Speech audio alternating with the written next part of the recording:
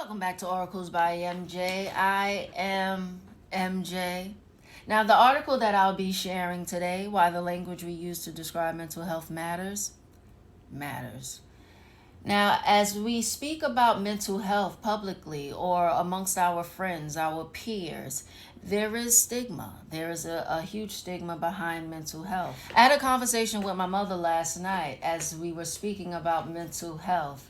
And what she did say, ignorantly, because she is unaware, that, oh, back in my day, we didn't have all these things wrong with us. Yes, y'all did. Y'all just didn't acknowledge it due to the stigma behind mental health.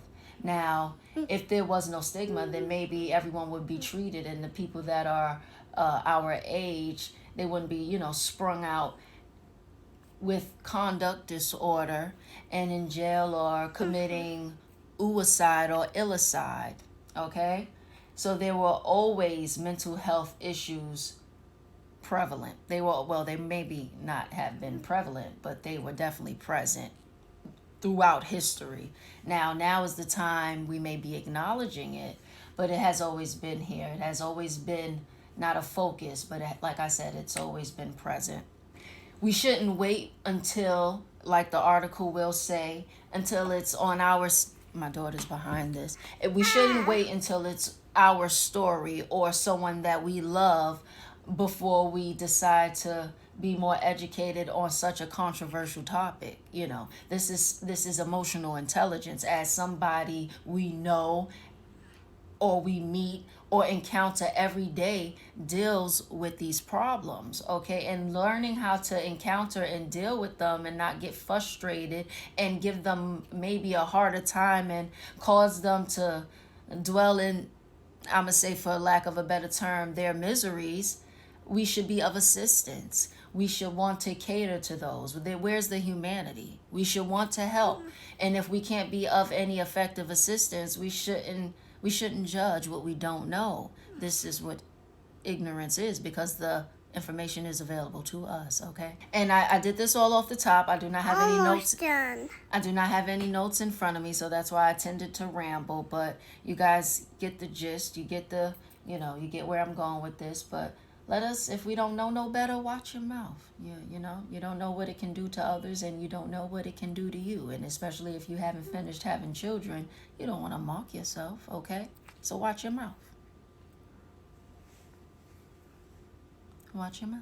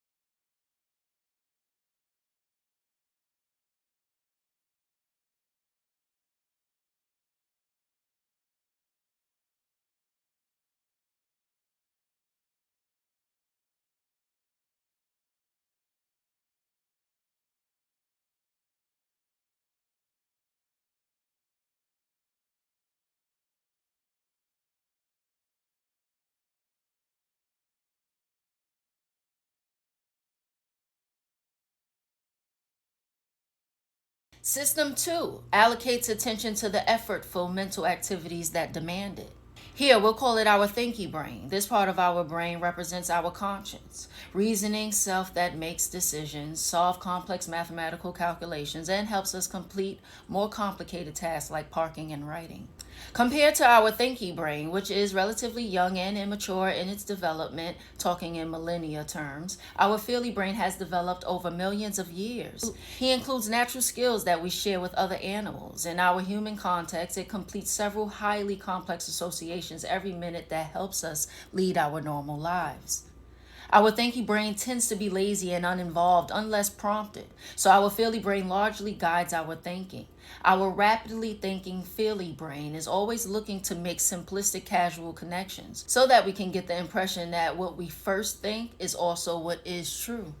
These are particularly important when it comes to our language. Evidence shows that our feely brain easily and effortlessly takes charge in producing a response to words. This is called associative activation, a simple result of seeing or hearing a word.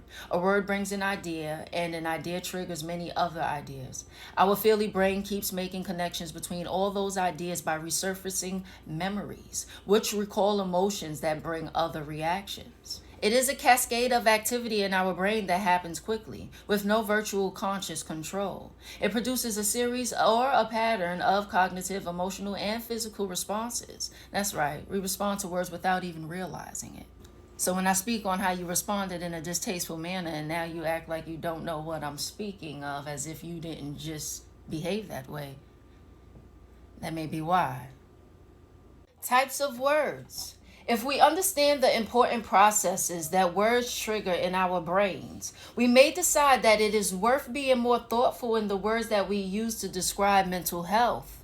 Some words like nutter and mental are clearly discriminatory and should not be used. Then there are words that have originated in different contexts and have evolved over the years, making them too emotionally charged to use in our modern context. In a similar way that we would struggle to understand what someone meant by inbox, unfollow, and selfie 10 years ago, the use of words like psychotic and neurotic are today outdated and stigmatizing. Our language is evolving. How we talk about mental ill health in our immediate environment is also critical and evolving. An important example is unaliving ourselves. We often say that someone has committed. The use of the word committed originates when was considered a crime and a sin. You commit a crime or you commit a sin. Unaliving yourself is neither. Thankfully, we seem to be slowly getting towards a global consensus on this, though not entirely there yet.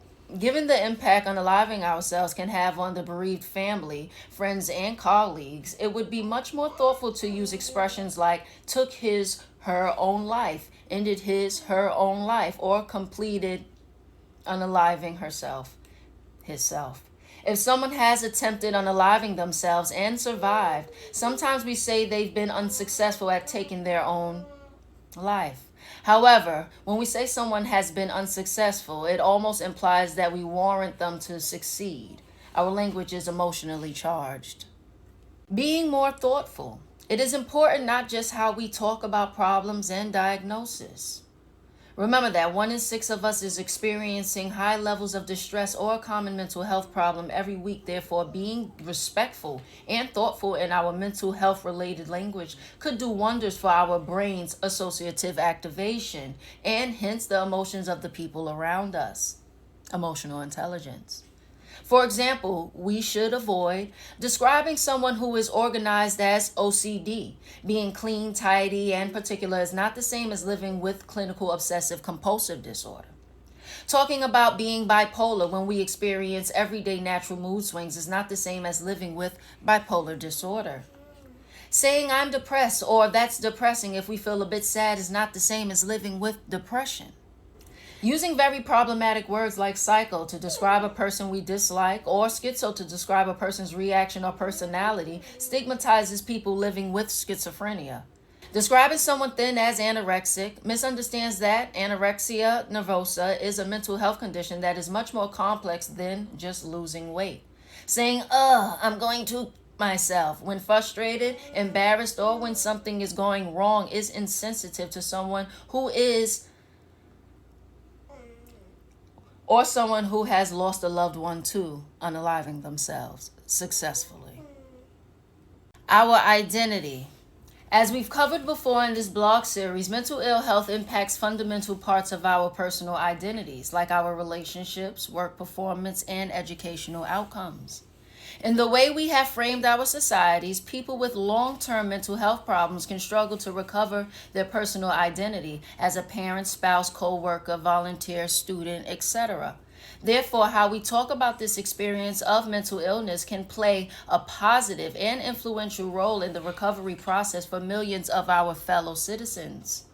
Identifying someone as simply a patient, service user, or a schizophrenic implies that this is all the person is, that this diagnosis defines them.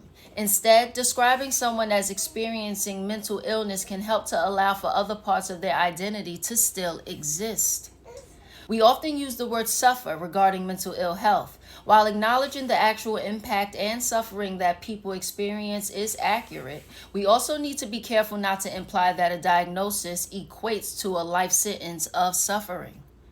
We now know that following a diagnosis, we can engage in positive recovery pathways, thrive in our workplaces, and be dependable family members. So if we instead use expressions like people who use mental health services, people who experience mental health problems, and people living with depression, we could achieve a more holistic and accurate view of the experience of ill health.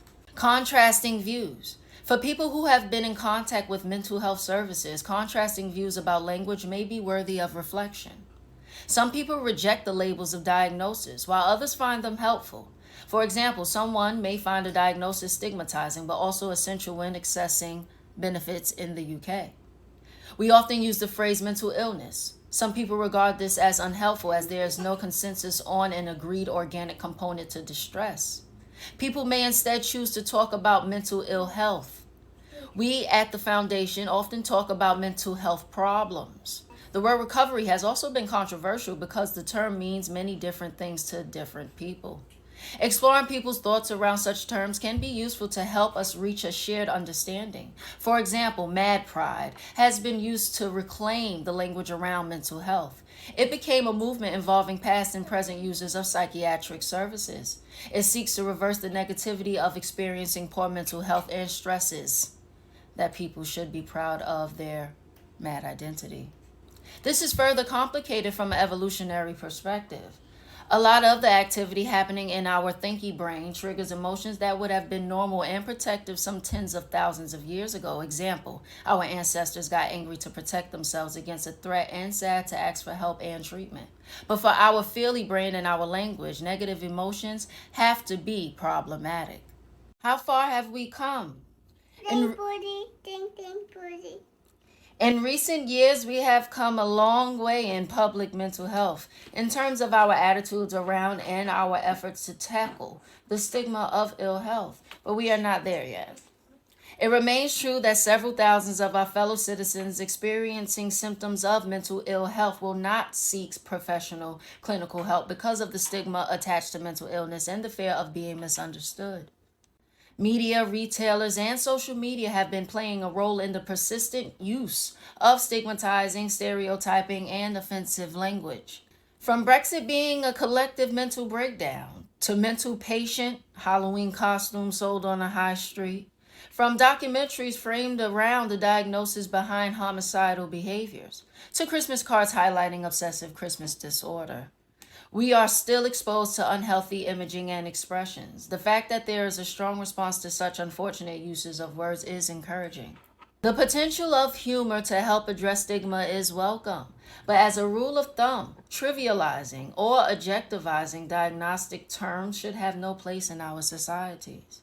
For too long, most campaigning efforts in psychiatry and public health have focused on increasing the understanding of the biological model of mental illness. Example, the physical, organic, and biological aspects of illness. We now know that social circumstances play a huge role in developing mental health problems.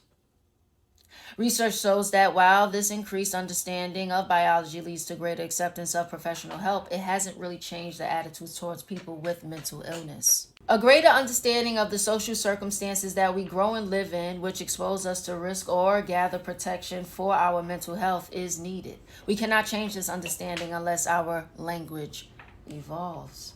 A collective responsibility it requires. We need more efforts across society for everyone to be the change they'd like to see. We don't need to wait until we get on the other end of the spectrum to change how we talk about mental health. And when it comes to talking, with great power comes great responsibility. So high reach media should come on board this evolution. Little by little, through citizen activism and a new generation of celebrities willing to open up about their own experience of mental health problems, our language is slowly catching up with the centuries of mystifying mental illness. We are now well beyond the times when we thought that if we locked up people experiencing symptoms we don't understand, they might stop existing. How foolish. We know that mental health problems exist in our homes and communities. They are common and can be addressed through prevention, timely treatment, and concentrated societal efforts. Addressing the crisis starts with talking about it in an appropriate way.